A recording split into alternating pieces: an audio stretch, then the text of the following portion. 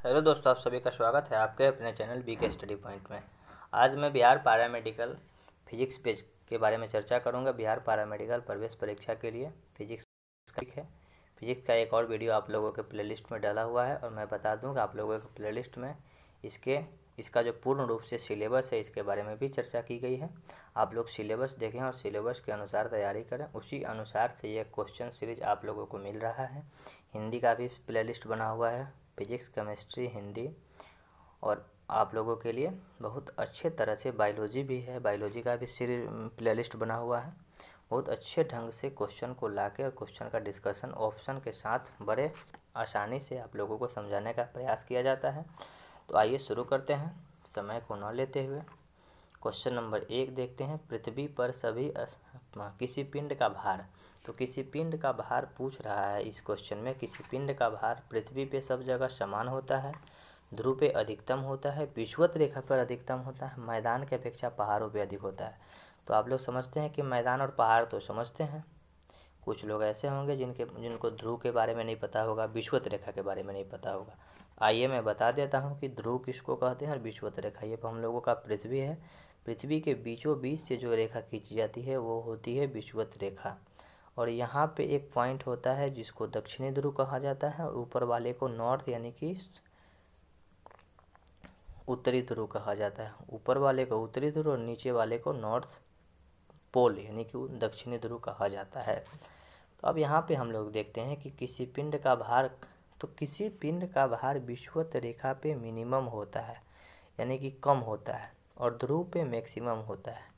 ऐसा क्यों होता है? तो ये ग्रेविटेशन के प्रभाव के कारण होता है, गुरुत्वाकर्षण बल के प्रभाव के कारण होता है। तो किसी पिंड का भार ध्रुव पे अधिकतम होता है और विषुवत रेखा पे न्यूनतम होता है। ऑप्शन में दिया हुआ है कि विषुवत रेखा पर अधिकतम होता है, जो कि गलत है। ध्रुव पे अधिकतम होता है।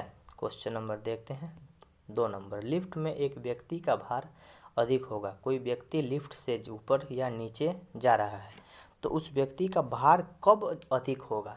अधिक कब होगा? जब वह व्यक्ति ऊपर की तरफ एकदम त्वरण के साथ जा रहा है। आप लोग भी कभी लिफ्ट पे सफ़र किए होंगे तो अंदाज़ा हुआ होगा कि जब नीचे की तरफ हम लोग आते हैं तो हम लोगों का शरीर एकदम हल्का लगता है, लगता है कि हम लोग एकदम गिरे जा रहे हैं। और ऊपर की तरफ जब लिफ्ट जा रही होती है तो हम लोगों को लगता है कि हम लोगों का जो भार है आभासी भार से थोड़ा सा ज़्यादा लगता है। इसी के कारण उस क्वेश्चन का आंसर है भार अधिक कब होगा? जब लिफ्ट ऊपर की तरफ जाएगी तो भार अधिक होगा और जब लिफ्ट नीचे की तरफ आएगी तो भार कम होगा। क्वेश्चन नंबर देखते हैं 3। किसी पिंड को पृथ्वी से चंद्रमा पर ले जाएं। अब देखिए, कोई पिंड है, कोई वस्तु है, उसको पृथ्वी पे रखा गया है और उसको चंद्रमा पे ले जाएं तो क्या होगा? मैं आपको बता दूं कि पृथ्वी पे कोई वस्तु है और चंद्रमा पे ले जाएंगे तो उसके द्रव्यमान में कोई परिवर्तन नहीं होगा, उसके भार में परिवर्तन होगा। ऐसा क्यों होगा? ऐसा इसलिए होता है क्योंकि गुरुत्वाकर्षण का प्रभाव पृथ्वी के गुरुत्वाकर्षण के प्रभाव का 6ठा भाग होता है। एक एग्जाम्पल के तौर पे समझते हैं कि किसी पिंड का भार का SI मात्रक न्यूटन होता है। किसी पिंड का भार पृथ्वी पे 600 न्यूटन हो तो चंद्रमा पे 100 न्यूटन होगा। पृथ्वी पे 600 न्यूटन होगा तो चंद्रमा पे कितना होगा? 100 न्यूटन होगा, यानी कि उसके 6ठा भाग होगा। तो 6ठा भाग होगा तो हम लोग समझते हैं कि भार बदलता है लेकिन द्रव्यमान कभी नहीं बदलता है। ऑप्शन देखते हैं। अब आइए, उसका द्रव्यमान भिन्न और भार वही रहता है? ऐसा नहीं, उसका द्रव्यमान और भार दोनों भिन्न रहता है। उसका द्रव्यमान वही रहेगा किंतु भार बदल जाएगा। ऑप्शन नंबर सी होगा, क्योंकि द्रव्यमान नहीं बदलता है, द्रव्यमान उतना ही होगा, भार में अंतर होगा, उठाने में अंतर हम लोगों को दिखाई देगा, जो कि ऑप्शन नंबर सी है। क्वेश्चन नंबर आगे बढ़ते हैं। क्वेश्चन नंबर 4 है। किसी पिंड का वेग दुगुना कर दिया जाए। तो दुगुना कर दिया जाए वेग को भी से लिखा जाता है, भी को दुगुना कर दिया जाए। क्वेश्चन में ये है, उसका त्वरण दुगुना होगा। त्वरण और वेग में संबंध है लेकिन उतना रिलेशन नहीं है। उसकी गतिज ऊर्जा दुगुनी हो जाएगी। गतिज ऊर्जा के बारे में देखते हैं। गतिज ऊर्जा का फॉर्मूला होता है 12 mv²। तो ये mv का मतलब बता रहा है हम लोगों को भी दुगुना करने के लिए। तो भी जब दोगुना करेंगे तो भी तो 4 गुना हो जाएगा, लेकिन हम लोगों को क्या है, किसी पिंड का वेग दुगुना हो जाए तो गतिज ऊर्जा 4 गुनी होगी, जो कि ऑप्शन में नहीं है, 2 गुनी होगी। यहाँ पे ऑप्शन नंबर दिया हुआ है उसका संवेग दुगुना होगा। अब आइए देखते हैं कि संवेग क्या होता है। संवेग का परिभाषा होता है फॉर्मूला होता है P बराबर mv, द्रव्यमान गुने वेग। तो द्रव्यमान के बारे में तो चर्चा नहीं हो रही है, वेग के बारे में चर्चा हो रही है। तो वेग कितना है, 2 है, यानी कि उसका संवेग जब v के इक्वल टू 2 लिखेंगे तो P बराबर 2 हो जाएगा, यानी कि इसका संवेग क्या होगा, दुगुना हो जाएगा। इसीलिए इस क्वेश्चन का आंसर हो जाएगा बी। किसी पिंड का वेग दुगुना करेंगे तो संवेग दुगुना हो जाएगा। ये सब न्यूमेरिकल टाइप का क्वेश्चन है। आप लोगों के पॉलिटेक्निक में, बिहार पॉलिटेक्निक के भी जो छात्र होंगे इस वीडियो को देख सकते हैं, उन लोगों के लिए भी बहुत ही कारगर साबित होगा। किसी पिंड का वेग दुगुना, ये तो कहाँ, किसी पिंड का वेग दुगुना हो जाए उसकी गतिज ऊर्जा, अभी इसके बारे में हम लोग चर्चा किए कि ये 12 mv² गतिज ऊर्जा का फॉर्मूला होता है। ये बहुत इंपॉर्टेंट फॉर्मूला है, बहुत बार क्वेश्चन इससे पूछा जाता है। तो v का मान कितना दिया हुआ है, वेग दुगुना किया जाए तो वेग को हम मान लीजिए कि 2 गुना करते हैं, तो 2 का स्क्वायर किए तो यहाँ पे हम लोगों का 4 आया, यानी कि गतिज ऊर्जा कितनी गुनी हो जाएगी, तो गतिज ऊर्जा 4 गुनी हो जाएगी। एकदम कमेंट करके आप सब बताएं कि हाँ ये वीडियो आपको पसंद आ रहा है, समझ में आ रहा है कि नहीं। अगर नहीं समझ में आ रहा है तो मैं प्रॉपर गतिज ऊर्जा, स्थितिज ऊर्जा, जिस तरह से न्यूमेरिकल टाइप का जो प्रश्न पूछा जाता है जितना, उसके लिए मैं एक प्रॉपर वीडियो लाऊंगा ताकि आप लोगों को अच्छा से मैं समझा सकूं। आइए क्वेश्चन नंबर देखते हैं।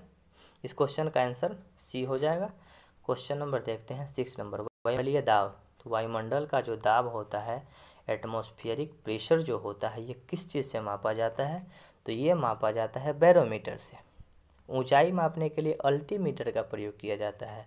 आर्द्रता मापने के लिए हाइग्रोमीटर का प्रयोग किया जाता है।